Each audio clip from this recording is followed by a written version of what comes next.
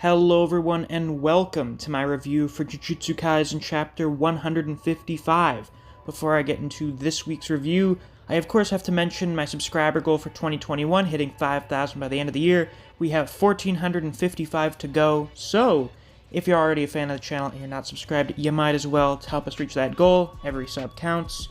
The next thing is my Patreon. Since it's the start of the video, it's time to give a shout out to my wonderful patrons. Special thanks to Fuse, Neo, Dijon Redden, Anthony Chavez, Honey Mustard, Zach Rowitz, K-God, Chris Redfield, Scratch23, Moonshadow935, Rat, Ryzen 4K, Artist, Mac Campaign, and Wave of Manga. Thank you all very much for supporting me on Patreon. I greatly appreciate it. And if you too want to get a shout out at the start of videos or access to reviews for solo leveling in the Boxer, you can always become a patron as well. There's a link to my Patreon down in the description. With that out of the way, let's get on with the review. We got a fairly interesting chapter this week, getting a lot of insight into Hakari's beliefs and the slightest little teases as to what his curse technique is. We see him use it, or some part of it, but it's not clear what it is, to really any extent. So we pick up where we ended off in the last chapter, with Hakari basically pitching a pyramid scheme to Yuji, and Yuji pointing out, hey, isn't that a scam? And Hakari is very pleased that Yuji sort of figures this out. The idea was sort of to figure out that he's not an idiot, I think, because he says that idiots get fooled by this kind of stuff. And the reason they do is because of passion. The idea that going through with this big business decision is going to change their life. And Hakari has a fairly interesting belief in passion. Basically, that it's pretty much the driving force behind life. It leads people to do very dumb things and also very good things for themselves. And he really adores people's passions. And he considers gambling to be an exchange of passions. And also talks about having like a bunch of ex-girlfriends who dumped him because they didn't like gambling. Or they thought they didn't like gambling, when in reality what they really didn't like was losing. He even says himself, life is a gamble. So, yeah, I mean, it looks like we've all been pretty correct to assume before his introduction that Hakari would be just a super gambling-centric character. It was kind of telling that that seemed to be the one big thing that Gege told us about Hakari in the fan book before his reveal, other than that he beat the shit out of one of the conservatives. Which I think is also going to be relevant later. So, yeah, he basically talks about how with his Fight Club and the gambling here, he wants to control Japan's passions. And because of how everything is getting all mixed up now, because of the Shibuya incident, he sees an opportunity to make his Fight Club part of the new order, the new establishment in the Jujutsu world, as regulations and management are going to be redone in the face of how things work now. It's mentioned that apparently cursed spirits are now public knowledge. I think it was chapter 137, the chapter where Yuta comes back. We have all of the dialogue from the panicking people. It's not clear if they're Jujutsu higher-ups or if they're in the Japanese government, maybe a mix of both. But they play with the idea of making cursed spirits public knowledge, and it's not clear if that's been revealed by the people in power or if people have just figured out that curses are a thing. But now they know that, things have changed, so now the way the Jujutsu world works is going to be changed forever, and Hakari wants to place himself and his business into such a position where, you know, he's not going to be bothered anymore. No one's going to be trying to come and shut this place down. As Megumi said, this place, the way it operates, violates Jujutsu regulations. So if Hakari gets his way, he doesn't have to worry about them sending in people to shut down his hustle. Now, Hakari offers to bring Yuji along into his business, and before Yuji can answer, Hakari gets a phone call from Kirara. And this was actually like a kind of tense scene. The phone just starts ringing, and both of them just stand there, not saying anything. Hakari looks down at his phone, and he kind of has this look on his face. I don't know if it was this way for you guys, but for me, I was like, oh shit, this feels like I can cut the tension in the air. It's so fucking thick. So Hakari just kind of doesn't mention anything about the phone call, and offers Yuji something to drink. And we get kind of a funny interaction where Yuji says he can't drink liquor because he's underage. And I'm like, you are talking to, like, the last person on Earth to give a shit about the legal drinking age, okay? It's still not clear what age Hakari is exactly. He's probably like 19 or 20, maybe even 21, depending on how much of middle school he got held back in. But anyway, Hakari mentions that Gojo can't handle his liquor, which was something we found out, I think, in volume extras, that he has a big sweet tooth, but he can't drink for shit. And Yuji, in an effort to make it seem like he's not connected to Jujutsu Tech, accidentally plays it up a little too hard. A little bit too hard when he says, "Who's Gojo?" And as Hakari points out, bruh, everyone knows who Gojo is. There is not a single sorcerer on this earth who does not know who Gojo is. Why would you lie about not knowing him? Is it because you're from Jujutsu Tech? And I was just like, damn. That was actually a really... I like how that came out. It was just from Yuji trying too hard to make it seem like he's not connected to Jujutsu Tech. It wasn't him letting anything slip. It was just he lied too hard and it became so obvious. And Hakari is immediately violent. He tries to apprehend Yuji, and he seems to use his technique. He tries to catch Yuji in between what someone in the comments said looked like train doors, which is interesting. Now Yuji jumps over these, they're jumping around the control room, and then eventually he gets caught, like his neck and his left arm get caught in between these doors, and then he starts getting beaten on by Hakari. Now, Yuji headbutts Hakari, and Hakari has, like, no reaction to this. Like, his head is kind of scratched up now, but he has no reaction. Now, this is nuts. This is pretty crazy, because Yuji has been established as one of the physically strongest characters in the series. He's a fucking monstrosity. I think, well, pre-Maki power-up, I think he was the physically strongest student at Jujutsu Tech. If there was no cursed energy involved, he would win in a hand-to-hand fight against anybody. So Hakari's complete lack of reaction to getting headbutt by Yuji is crazy. Because I don't know if you guys have seen headbutts before, but headbutts are fucking vicious. Those things will put you on your ass. So Hakari just not flinching at all after getting headbutt by Yuji is, like, kind of a feat on its own, to be honest. And Yuji is begging Hakari to listen to him, but Hakari doesn't want to hear any of it. He says, "I've already cooled off," which I think was in reference to his, like, strike when the iron's hot thing. Like, "I've cooled off. I'm not interested anymore. I'm not interested in making a deal anymore. So I'm just gonna fight you. I don't give a shit. I'm not interested in whatever you have to say now."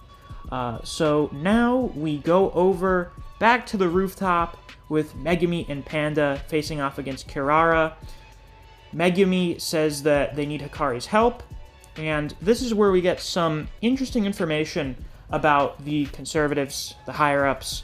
And Panda says that the conservative faction isn't just conservative in regards to regulations. And I'm gonna be real, I thought this was gonna go in a completely different way since Kirara was here. I thought we were gonna go on some whole thing about how, like, Hakari and Kirara don't fuck with the higher-ups because the higher-ups don't respect, you know, whatever Kirara's got going on. It's not brought up in this chapter, like, if Kirara is a man or a woman. It doesn't come up again. I need, please, Gege, to just give, like, a fucking author's comment or something, just so I know how to refer to Kirara. Like, with Urayume, they've basically stated that Urayume is androgynous, so I refer to them as a they. I guess I should refer to Kirara as a he, because even in the Japanese, the readers were like, are you saying Kurara's a dude? I just need to know. I need to know so that I can refer to Kurara correctly instead of just saying Kurara like 100 times. Now, I'm sure if they actually did go in this direction with the conservatives, I would get like a fucking slew of comments from people complaining about having all of this woke garbage shoved down my throat. It's ruining the series.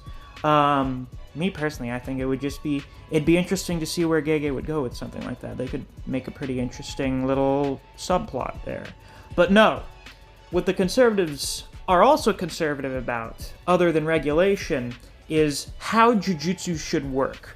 And a prime example of a curse technique that they like is Kugisaki's straw doll technique. Now, this is the first time she's been brought up by name in, like, a dozen chapters. It's weird to think about only being a dozen, because of all the breaks.